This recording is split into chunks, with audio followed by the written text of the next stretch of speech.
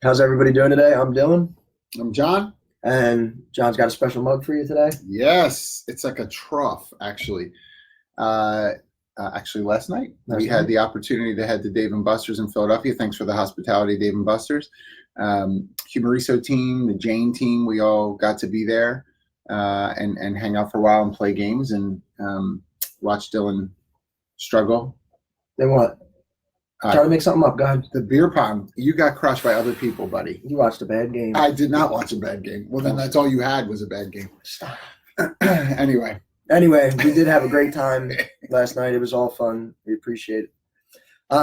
So before we begin today, I want to thank you all for watching, especially some of our co-workers in the office today who are actually watching. I want to give a shout out to Ricky himself. Oh my gosh. He's very big with our Facebook Live videos. Great. So we appreciate it. Yes. So to kick it off, we're going to do Bad Managers Part 2. Last week we started talking about them, and today we're going to continue on. Okay. So we're going to cover 3 areas that tend to come up, and we're going to first start out with personality. So John's going to tell us about that. Personality, yeah. I mean, sometimes managers get categorized as bad managers simply because, and I know I'm saying simply because of personality differences.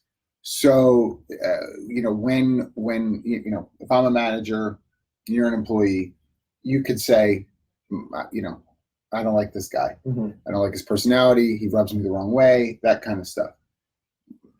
We have to learn how to teach people to get used to that. But what happens is when we don't, through time, you get promoted to managerial type roles, director type roles, you keep that same perspective. And so, I've listened to other managers speak about a particular manager and use the same terminology, right? I don't like his personality. He rubs people the wrong way. He's rude. She's a know-it-all, whatever it happens to be. And the issue of personality takes precedence over everything else. Mm-hmm. Is someone a bad manager because they have a personality that you don't like? I don't know that that's enough. You have to be thoughtful about, do I need everybody to be just like me? That would be really difficult. I mean, again, I'll think about Humareso. If everybody at Humareso had an exact personality like mine, honestly, we would be doomed. And I don't mean that, I know tongue-in-cheek, it sounds funny that I think I'm terrible. That's not what I mean. There's just no difference of approach. There's no, personality has some triggers to it, right? We've all taken DISC profiles and Myers-Briggs and those kinds of assessments. It actually is for the health of the organization to have people who approach things differently. So is someone a bad manager purely because their personality is different? I think that should be challenged. I think that if you are someone who sits in a meeting and you start to hear a manager being complained about, ask the question, what is it that is the real issue? You don't need to be best friends with every coworker. Mm-hmm. You can be civil. You should be able to work with each other. But we've allowed sometimes in organizations, and I don't care if you have 50 employees or 50,000 employees, we allow too many organizations to allow sort of that we get along to be the reality of someone doing a good job or not. That isn't it. So I'm not trying to get all bad managers off the hook by saying this, but ask the question about whether this is really about personality. Yeah, and you made a great point because you said you don't want everyone, for example, use yourself. You don't want everyone to be like you. And that's good, though, because then, like you said, everyone will have their differences. And while you may not agree, it still could be helpful in a work environment, how people see things from a different point of view, and whether or not you agree with it. That's right, because there are people who have, your personality is different than mine, for example. Well, if I base everything off of a personality decision, I may not hire you. Mm-hmm. Well, that's ridiculous. That can't be the reason why there's tension amongst people. You have to learn how to work with other personalities. That's part of a skill set that isn't taught, we take these tests. I mentioned, DISC profiles and all. My gosh, so many people do, and you go, I'm a high I with a little bit of D coming in second, and kind of put it in a drawer. Isn't that interesting? No, okay. Now that I'm an ID personality, how do I work with somebody who's a high S with a C in second place? How do I work with these people? You've got to go to the next step so that you don't just let it become categorized as a bad or good. Yes. All right, well, that was a good one for personality. Next, we're going into number 2, which is cultural fit. Oh my gosh, I love cultural fit because it because cultural fit sometimes becomes code for other things. Is someone a bad manager if they don't fit culturally in an organization? Absolutely. I'm not discounting cultural fit, but really know what you mean by cultural fit.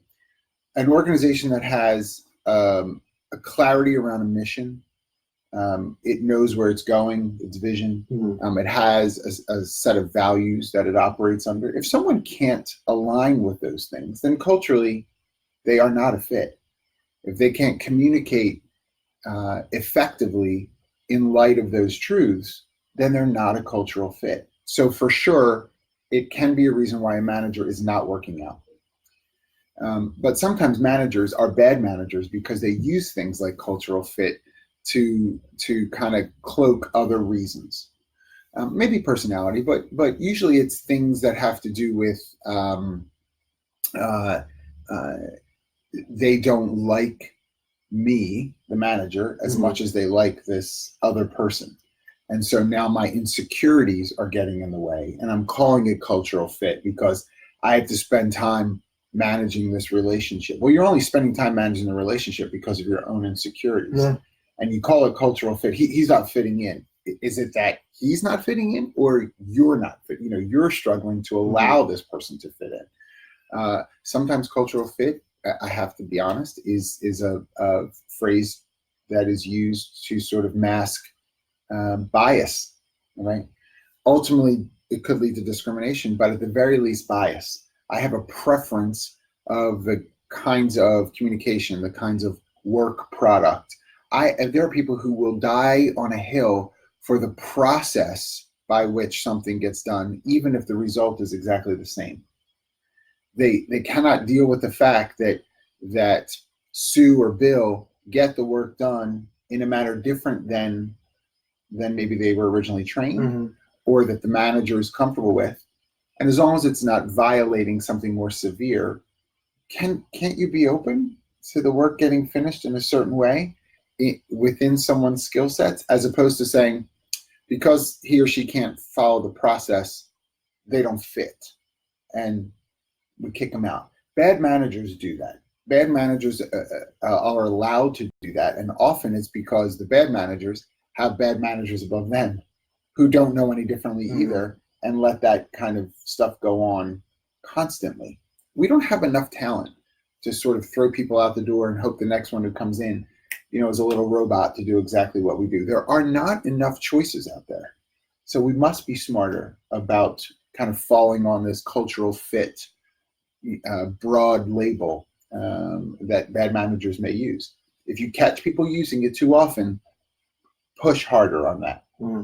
Absolutely, there are real cultural fit issues, not knocking that at all, but make sure we're labeling those things correctly. They may not all be cultural fit. And that kind of relates to what you were saying with the personality and the differences, getting stuff done. If they don't get it done in the same way, you can't really expect that all the time because people are going to have different ways of getting stuff done. And like you said, at the end, if it's done, it could be done. So not everyone's going to have the same process. People work faster than others, slower than others. But you got to understand that. Part of what we're supposed to encourage is innovation and creativity in the workplace. Well, if everything's always done the same way, that's not really innovative. Yeah. You have to be open to, and there will be managers who will say, well, I am open. I just don't like that. Well, why don't you like that? Get to the nitty gritty. I don't know. It just bothers me. I appreciate that, but that isn't enough of a reason, right? You've got to not be such a bad manager and be okay. Like push through that. Push through that. All right. And for the last one, we're going with performance.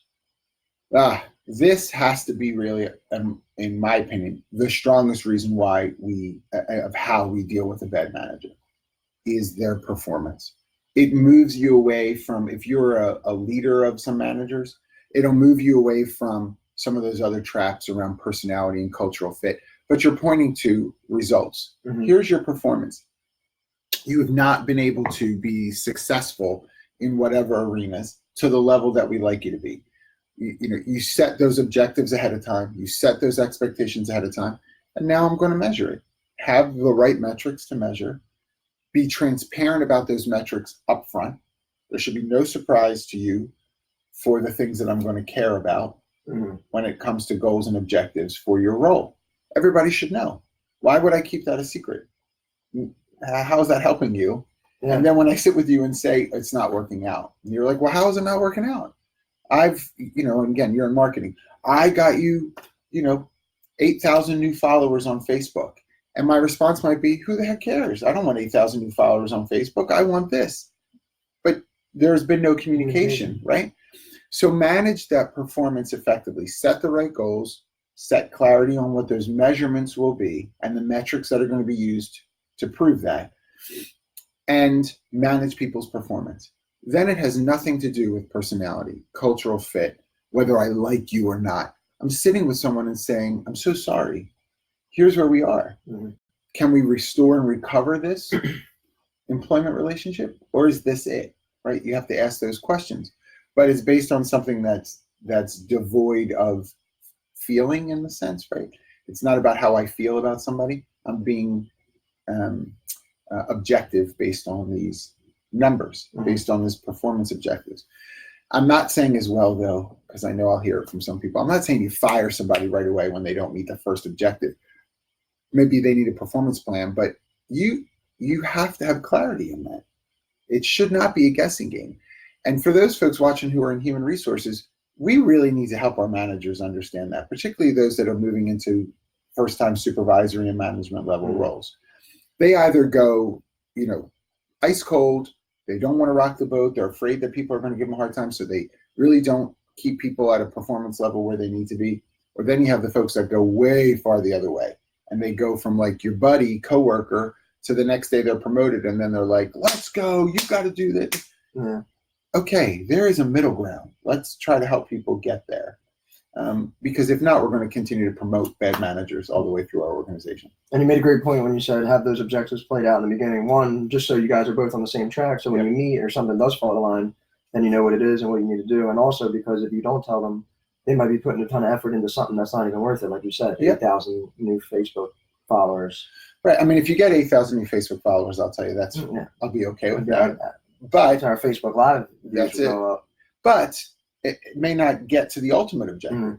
What does 8,000 Facebook followers get us? From a business development standpoint, if nothing comes of that, in some ways, what is that? What is that doing for us? And that's a simple example. It may be more complex in some other objectives to measure in other departments, in other industries, folks that are listening right now. But you should be able to sit down pretty clearly with your managers and say, look, here's at least 3 that we're going to look at. And if you're not on par with what we're looking at, it's going to be something that we come back to with you. Yeah. And maybe we continue to help to see that you have the resources and tools you need. But if you can't use them correctly, then you might be a bad manager. And we have to deal with that. There we go. Cool. All right. Well, that wraps it up for today. For those of you listening now and who are going to listen later, we really appreciate you tuning in. This is going to be up on our YouTube in a little bit, as well as our following social medias, Facebook, Instagram, Twitter, and LinkedIn. So tune in. We'll see you next time. Thanks, everybody.